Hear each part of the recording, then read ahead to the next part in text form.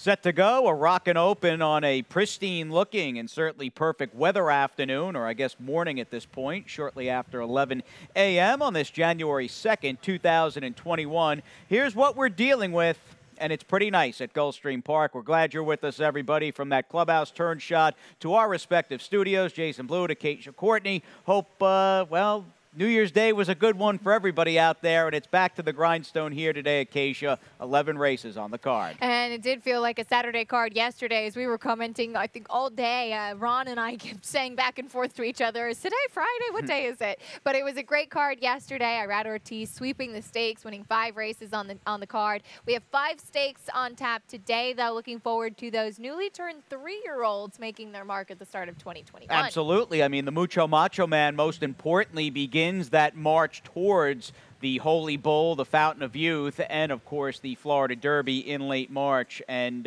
yeah, looking forward to those stakes without a doubt. Now, it wasn't a sweep for anybody. No one went 11 for 11 in the January 1st Beat the Expert. However, I've got to congratulate Charlotte, Andrew, and Raymond for having more winners than I did. A great job all around, and you'll be getting, as Ronnie would say, that cool Gulfstream Park polo shirt in the mail. That's right. And speaking of Ronnie, he'll be up next week. Next Friday, Beat the Expert will be back in action. Ron's in the hot seat. It's always free to play, and we appreciate everybody that partook yesterday afternoon. Absolutely, and maybe you partook. We hope that's the case in the Stronach 5, and if you did, you didn't have to align the planets, yet you still almost got $200 for basically a chalk marathon, one race after another. Yeah, nothing wrong with that to kick off 2021, but great to have the Great Race Place back in the mix as their third from Santa Anita was part of it. Stronach 5 every Friday with that low 12% takeout. And what are we doing today? I mean, the Rainbow 6 guarantee. It was 900 large on January 1st. Well, we're upping the ante another 200,000. It's just grown so quickly. Just 2 weeks ago, we had the mandatory payout, $1.1 million in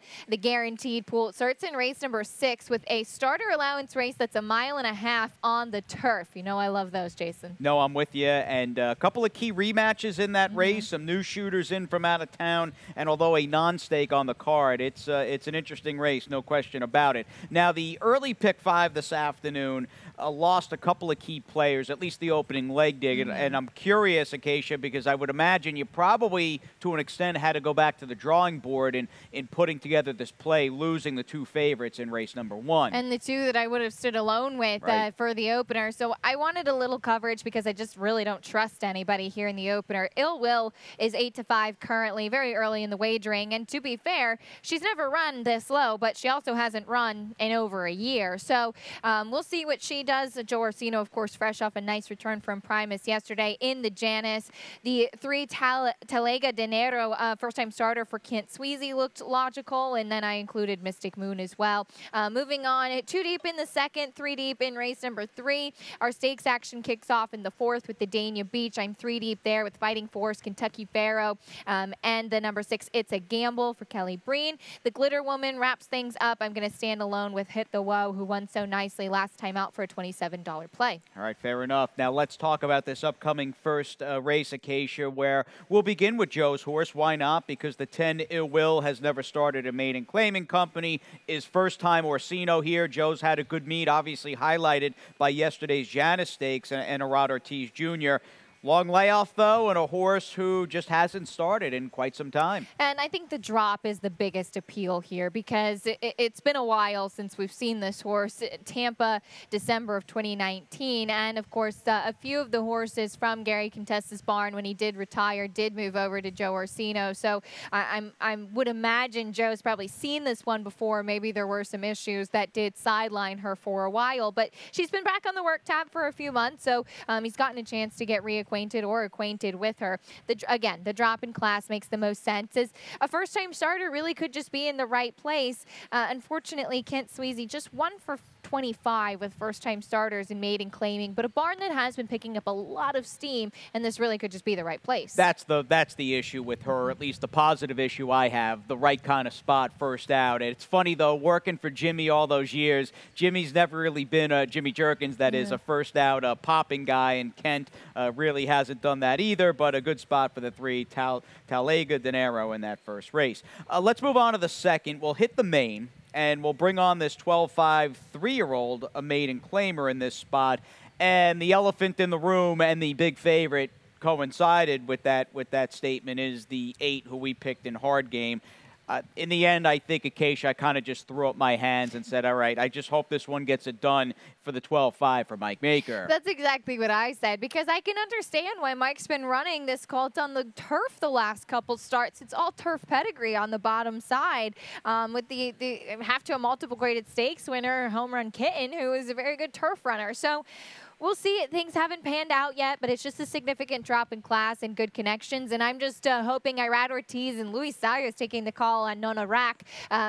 These two jockeys on the outside will get me through this leg of the early pick 5. That's a good, I think, strategy to have. And again, much like or Joe's horse and the Ken Sweezy filly in the first race, they might just have timing on their side there in the right field from the outside in the second. We'll stay on the main. We cut back to 6 furlongs, moving on to Saturday's third, an older 2-lifetime 6250 claimer, and we go with a cast of 7 as the rail horse Midnight Whiskey was scratched. You and I probably, and we haven't discussed this race prior to the show, but for me it was twofold. Yeah, it's the drop in class with the 6 Chill Haze, but I want the speed here with Louis in the irons. It just makes a lot of sense. The speed, I think the fastest one did break his maiden 2 starts back. It was a poor performance last time against a notch tougher at the start of the championship meet. So the drop, the jockey change, it all, I think, really lines up well.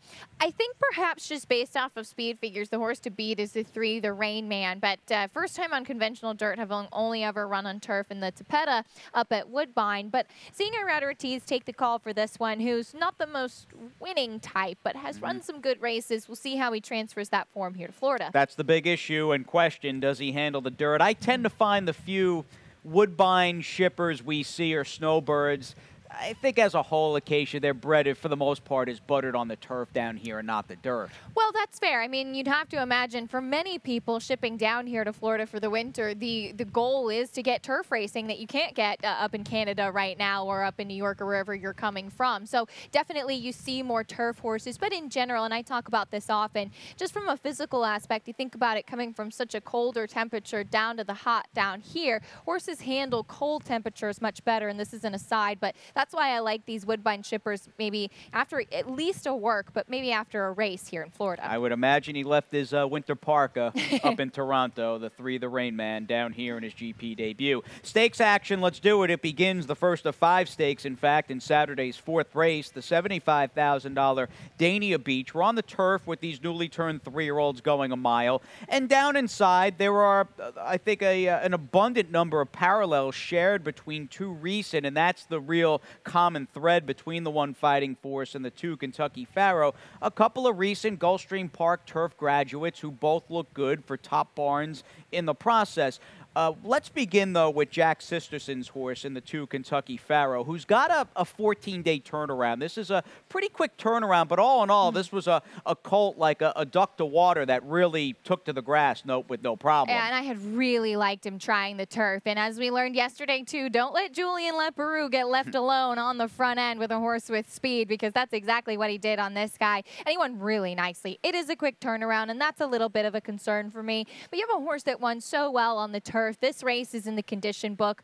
You take a shot, especially when it is not a tremendous overfilled field. So I think that this colt has really found his home on the grass. He's not going to be a price anywhere close to what he was last time, but I think he's coming in good form. I just really thought Fighting Force appreciated getting some more distance and obviously back to the turf last time. I think Conrad the Red, who he beat, is fine. The rest of the field I am still a little suspicious of, but I thought he just did it nicely. No, his turf races, the 2 of them have been excellent. I mean, he's really run well on the grass thus far, the 1 Fighting Force. So again, the 2 recent JBMs that just broke maiden horses at Gulfstream look like the big 2. There would have been a big 3, but the 4 like a salt shaker. He's a pretty big early defection out of this race, and for you and I, we both have some interest in the 6. It's a gamble who, unlike the 2 we just talked about, obviously hasn't started here.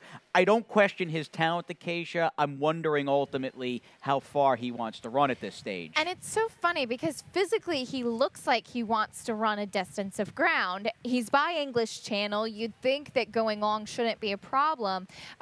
His Belmont race in the Awad, very, very soft turf that day. The race at Monmouth, though, in the now, I just thought was really kind of flat and disappointing. So I'm wondering, I'm giving him one more chance in here going long. Maybe he is just a better sprinter, and here's what we'll find out. Yeah, we'll get some clues this afternoon, some evidence there for Kelly Breen, who's got a major horse coming up, a Nashua winner, in fact, in the Mucho Macho a bit later on. But for now, we'll move on to the 5th race, the Glitter Woman Stakes. 75K on the line, 3-year-old fillies. She ran mid to late 90s for Shug McGahee. She was a very solid race mare, and it's nice paying tribute to her today. You've got a strength in numbers situation with trainer Christophe Clement, because Christophe is sending out the 7 Shop Girl for Kinsman, and most importantly, the 5 Hit the Woe, who I'll be really surprised if she's not a pretty massive favorite in this race on the strength of 2 very promising efforts at Aqueduct, the last of which we'll look at over a very sloppy track a week after the Breeders' Cup. And she was the main track only in this race, but the race did prove to be live with Amalfi Princess coming back to win again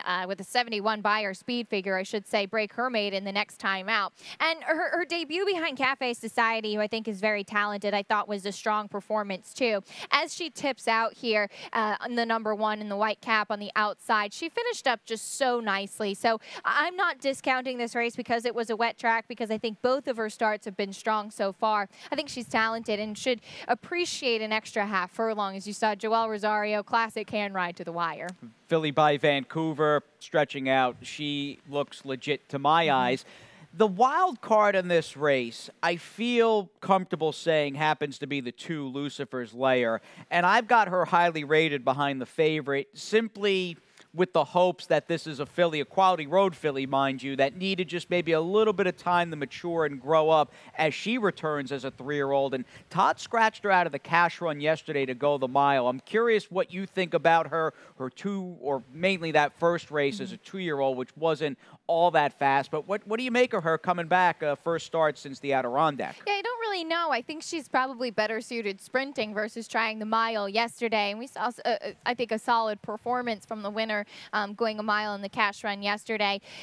The race in her debut was pretty slow, and it's funny because I had actually interviewed Todd Pletcher right before the race, and he told me on national TV we don't like her. He didn't think she was ready, and she needed a race, and then she won for fun. So that often happens. So I think it was just as much a surprise to him, not to the betting public, though. So I don't think she beat anything that day. I think that's probably one of the softer maiden special weights we saw at Saratoga. That said, it's Todd Pletcher. She's well-bred. She's gotten some time now to mature. I'm not sure what to do with her, but I do like that she comes back sprinting instead of trying to go long. Well, we won't be sprinting. We are going long. 3 turns, 12 furlongs on the other side of this quick break.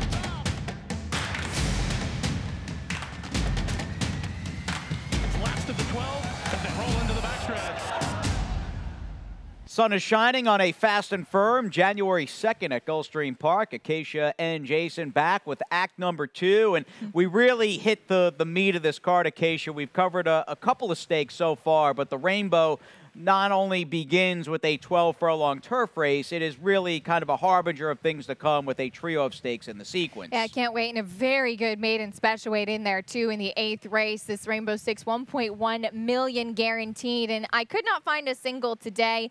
I've got 3 horses here going the 1.5 miles. You've got Morning Stride and coming out of that 1.5 mile try last time. Again, I think Rejecca is going to run a good race today. And then Good Old Boy maybe will be tested for class. But you know Mike Maker in these distance races. I'm just too deep in the Limehouse, which is race 7 with Highway Bound and Warrior's Pride, who's been very good. 4 deep in that 8th race maiden special weight, and I feel like I'm light in there. I would have liked to actually use a couple more horses because I'm really looking forward to that one and who steps forward today. The Ginger Brew is race 9. I've got Honey Pants and Con Lima. In the Mucho Macho Man, I'm using Mutasa Beck and Pickin' Time, that Nashua winner. And then we wrap things up on the turf with a condition claiming race, and I'm 3 deep in there, including the Mike Maker runner, of course, Go Poke the Bear. Go Poke the Bear, who might be the biggest pre-race story in my eyes going in. His form has been anything but great and sharp. Pretty big dissension down the claiming ladder or class ladder this afternoon, and that might be the field where he can turn things around. I'm with you on Go Poke the Bear running well in that spot. We'll go 1.5 miles, though, in the opening leg of today's Rainbow Six, and I do prefer, and I'm with you, I think Rejecca's going to run a good race, and he wasn't all that far. In fact, he was hot on the heels in 2 consecutive races behind Morning Stride here over the summer, but I like the 2 horses that ran just 2.5 weeks ago in that optional claimer, beginning, of course, with the 3 Morning Stride, who's just been a very solid marathon runner for trainer Monica McGoey, and the 6 Prince of Arabia, who didn't get much pace last time out, maybe needed that race. I think he's a little better than that try here back in the middle of December. It was probably too hard on Prince of Arabia. He ran fine that day. Did just prefer Morning Stride overall. I took trying to get a price home with Rejecca, thinking this will be the spot for him to come back and win. Obviously loves these marathon distance races, and I think the field he faced 2 starts back at Keeneland was very salty. I'm really intrigued by the 8 Good Old Boy, who will, I think, of course, be tested as far as class goes, as his best races were against New York Bred Company and ran for Open 25 last time. But he has some tactical speed, and I think that that's going to be a key, as it's almost counterintuitive with these marathon races. I think that'll be his biggest weapon in this spot. And in terms of early speed, I would imagine he might be showing the way next to or even in front narrowly of the 7 Super Jaguar, who's up in class and is going to try to go 1.5 miles for a barn that was close to 40% in Paul Capage here throughout 2020. Guys' horses got bet, and most of them ran. Big test for him, though, obviously stepping up at a pretty big price.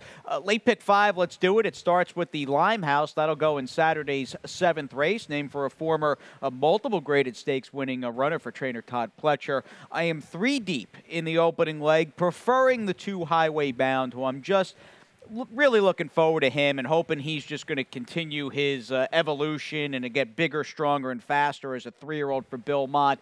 Down the line, I just stood alone with Mutasa Beck.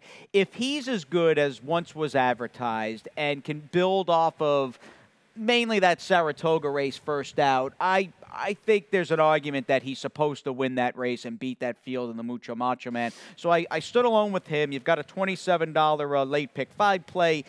Starting with the race, and I'm curious your thoughts here, Acacia, I don't think we're dealing in what really plays out as an eclectic, diverse cast of runners between ship-ins and local horses that are pretty good. I don't know if we're dealing with like a clear, oh, that's the horse to beat in today's Limehouse. No, I don't think so. I guess at first glance, you'd maybe think the 3 Warriors Pride, because he boasted 2 wins already in his last couple of races were very strong, but you kind of wonder, when is the clock going to run out almost, kind of, and is he going to get another big performance out of him today? And I pulled the replay of him and Tiger. I did give a little bit more love to the horses coming out of this race. I thought they both, more of course, so Warriors Pride. Tiger was 8-5 that day, though. He does get blinkers on, back on, I should say, and Louis Sai is staying aboard Tiger. But Warriors Pride was very green still really figuring things out. But obviously there's raw talent here. So we'll see if he's able to take another step step forward because I think he'll have to.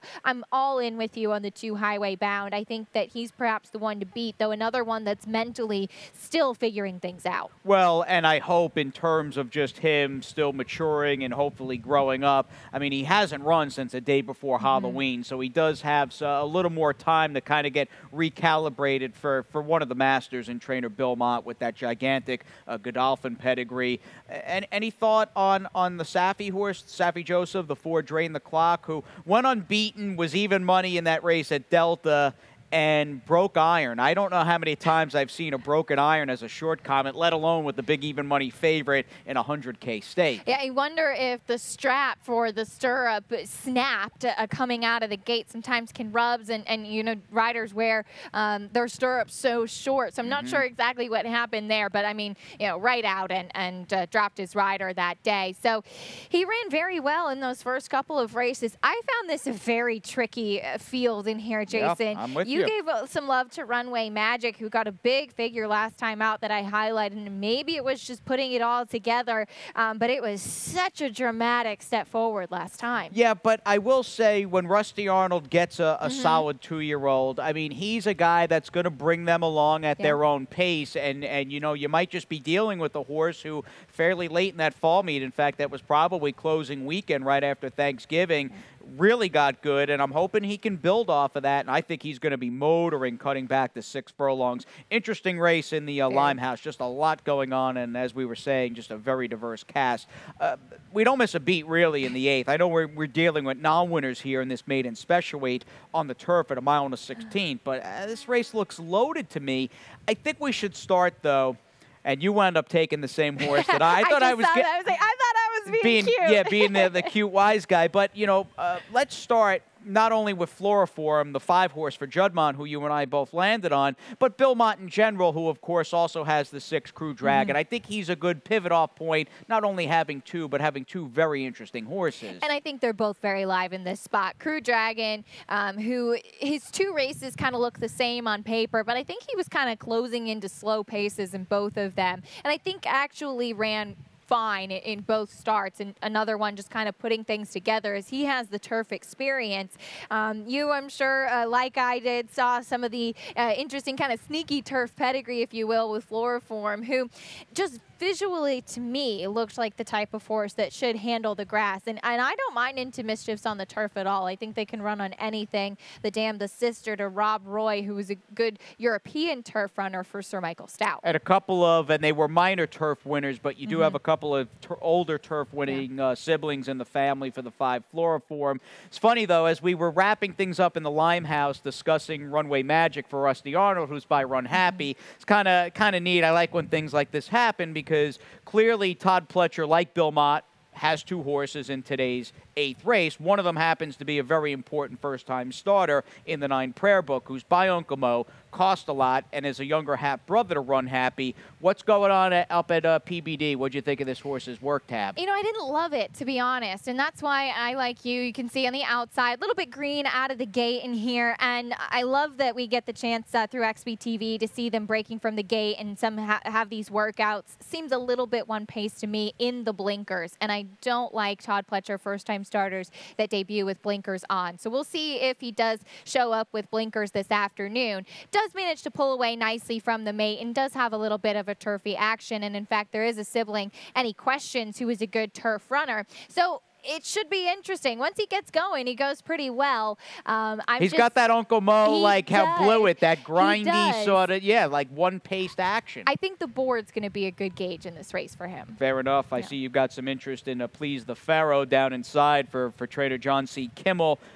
Is this a long shot maybe we should give a look to? Because he cost a lot, did no running, didn't get bet, and is going to be in a race that does on paper shape up to be pretty deep. This horse is going to be a big price. I just kept going back to him because I liked him a little bit first time out, as I really liked his sales work, as he was expensive, as you mentioned, at the OBS March sale. Went 21-1 for that under tack workout. Has a big pedigree, and the blinkers go on, and John Kimmel just good second time out. So again, I think he'll have to obviously run a lot better, but I really like this race, and I think it'll be a good chance to see some of these horses take a big step forward. Definitely. As we step forward into race number 9, 75K in the Ginger Brew, 3-year-old fillies on the turf going 1 mile. And sure enough, off of a prayer book and that 1-2 punch in the 8th, we get right back to trainer Todd Pletcher with a Texas-bred filly who he purchased privately off trainer Carlos David over the summertime here. That is Conlima, who's coming out of a win on December 12th. I think that was weekend number 2, the second Saturday of the meet. She beat a solid field in this race, although there was an incident with the horse hitting the rail in mid-stretch. Yes, I agree, though. But she just did it so easily the whole way through, as she has that natural speed. She used that to her advantage and finally getting to try the turf. And again, she was the main track only in the PG Johnson. They had tried the turf in the Our Dear Peggy, but I think she has a potential to just kind of get comfortable and wire the field once again today. I'm with you. I like the 6 Conlima in this spot. I think the 5 Karakatsi, who we talked about a little bit on yesterday's lightning round, has got a right to run even better than she did.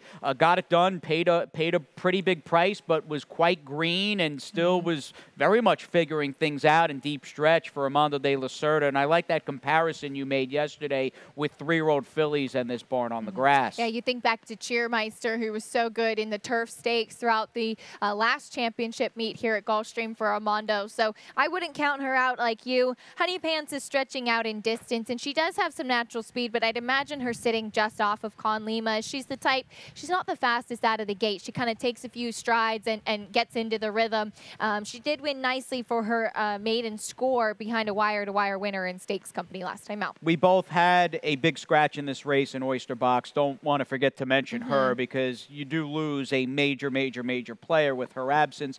Quick pop to the 7, Designer Ready, who I don't know about that field she beat, but A, it was a 12-horse cast, and B, got to like the way she finished up as a tap at firster up in Canada. Very slow out of the gate, very green in the stretch, but she had quite an acceleration late. I'm excited to see her today. All right, let's move on to race number 10, the Mucho Macho Man. I think this is the technical main event, naturally, as we begin our road in 2021 of the Holy Bull, Fountain of Youth, and the Florida Derby. As we look at this cast, led, of course, by Mutasabek, who I'm curious the abrupt 180 or switch from 2 dirt races, one of which, I mean, I even got a text in the middle of that August 8th card saying, hey, make sure you watch Saratoga race 5. Knew. Yeah, because Todd is unleashing an absolute monster, and this horse got the big figure and was odds on and all that.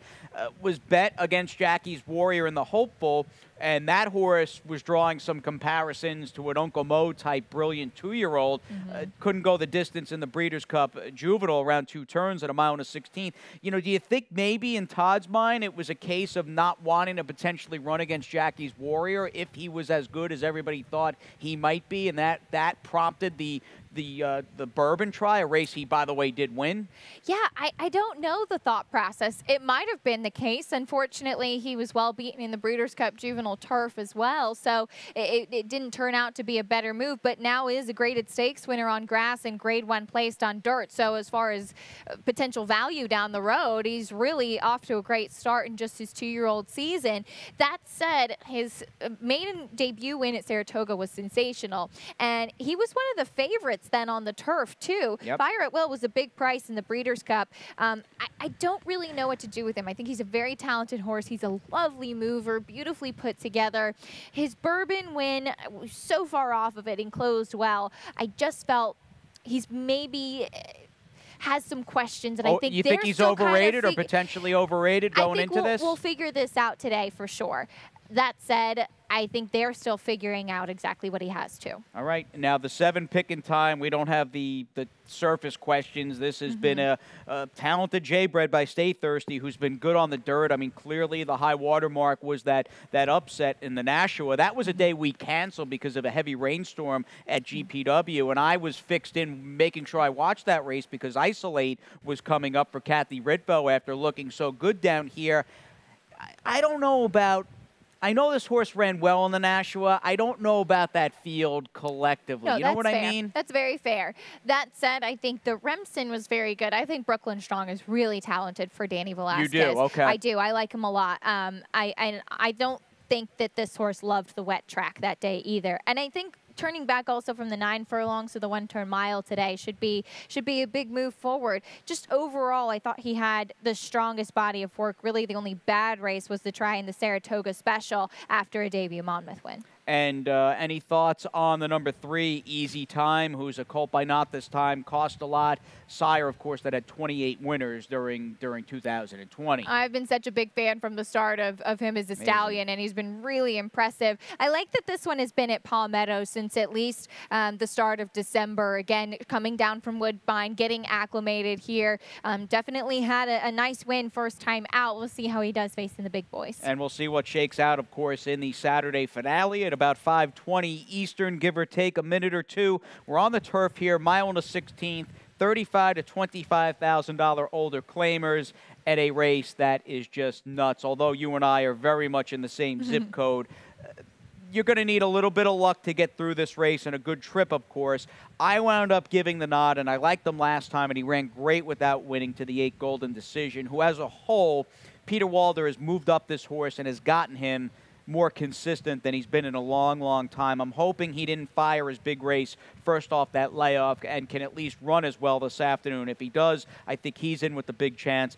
I got to tell you, though, I do like the idea and the notion of Mike Matz with your horse, Blameless, just down in class. That seems, in my mind, to be a very good move with that horse. He was the biggest kind of notable class dropper in this field, and he has speed, and that was what attracted me to him.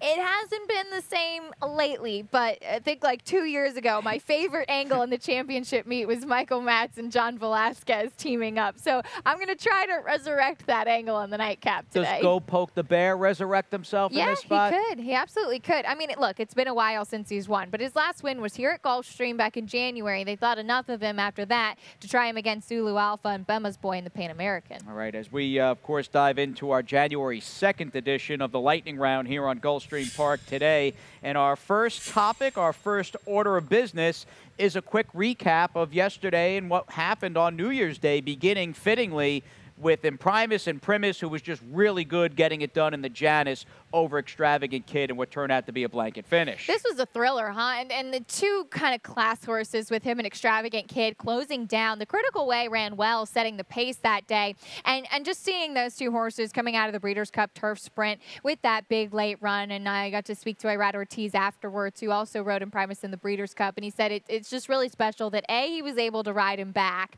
and now kind of make amends and get him back to the winner's circle. And I would imagine, because the beauty of that division, it's a comprehensive schedule during this meet alone at Gulfstream. You've got the February 13th Gulfstream Park Turf Sprint. I would imagine both Imprimis and Extravagant Kid, they're going to be knocking heads there. I would think so. Yeah, Joe Orsino had said they were originally going to just wait for that race, but the horse was doing so well, they said, let's take a shot with this now. It was on the calendar and a perfect setup for the Gulfstream Park Turf Sprint, which is now graded, too. Definitely, and should be graded. That just drew an outstanding field last year and the year prior. Meanwhile, it was all about Irad Ortiz Jr. You know, we had talked to Keisha yesterday on this segment of the show that for the 6th straight year, Rod was able to hit 300 victories. Well, he got off to a good start in 2021, winning 5 here yesterday. Yeah, and I guess on paper, you look down and say, you know, why is Irad Ortiz riding this horse? And that's kind of all you had to ask. And just putting Irad Ortiz on top in the stakes. There he is, a 5-win day, sweeping the stakes. That was Hear My Prayer. Another good performance on the 2 Gulf Coast back in the cash run as well, as he really gave that filly a nice ride to set her up for a big future down the road. And trailing, if that probably isn't the right word at this juncture of the meet, but he's 4 behind Louis Zayas, 34-30, with Paco and Edgar Zayas both tied at 29, and Tyler Gaffleone sitting 5th right now with 24. Just an outstanding list, the deepest colony in the United States, hands down. Knicks Go, meanwhile, well, he made the news yesterday, in fact, and the day before, because word is from trainer Brad Cox at this horse's fairgrounds base that they are going to appoint the BC Dirt Mile winner to the Pegasus Dirt. I can't wait to see him here, as nobody was beating Knicks Go in the Breeders' Cup Dirt Mile. Our own Jesus' team, though, did check in second, as he could be pointing to the Pegasus World Cup as well. Be a nice little rematch there, but Knicks Go, ultra impressive for Brad Cox. And, of course, we've got the Pegasus World Cup Betting Challenge. Take out and sign up, get that admission entry form in. And there's plenty of information available over at pwcbc.com.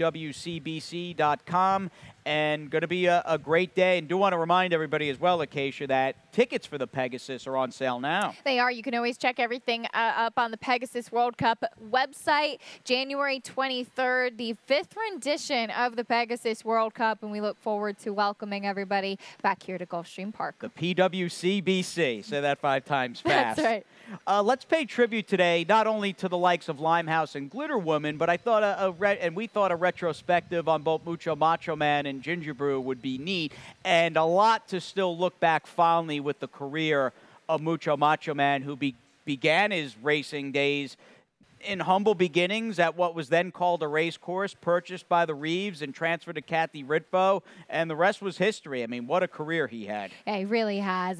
You love looking back to the Breeders' Cup win and just the legacy that he's left now, too, as a sire. Is his son, Mucho Gusto, winner of last year's Pegasus World Cup. So he's really gone on to do great things, both on the racetrack and leaving a legacy as a stallion. And I think back to Ginger Brew beginning her career with the late Hall of Famer Bobby Frankel, and later on was transferred over to Brian Lynch.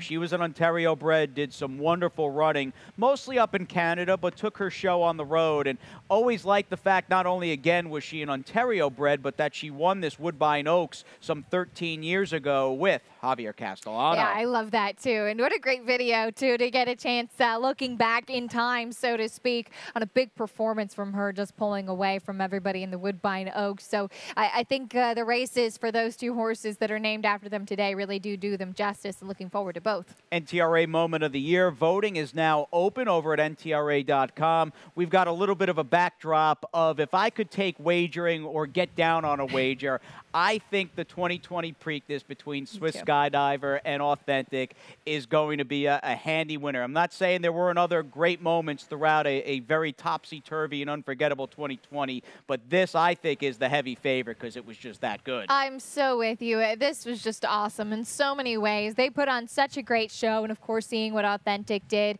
after that Preakness. Swiss Skydiver becoming just the 6th female to win the Preakness and kind of overcoming the odds. Our Gulfstream Park Oaks winner that we got to follow.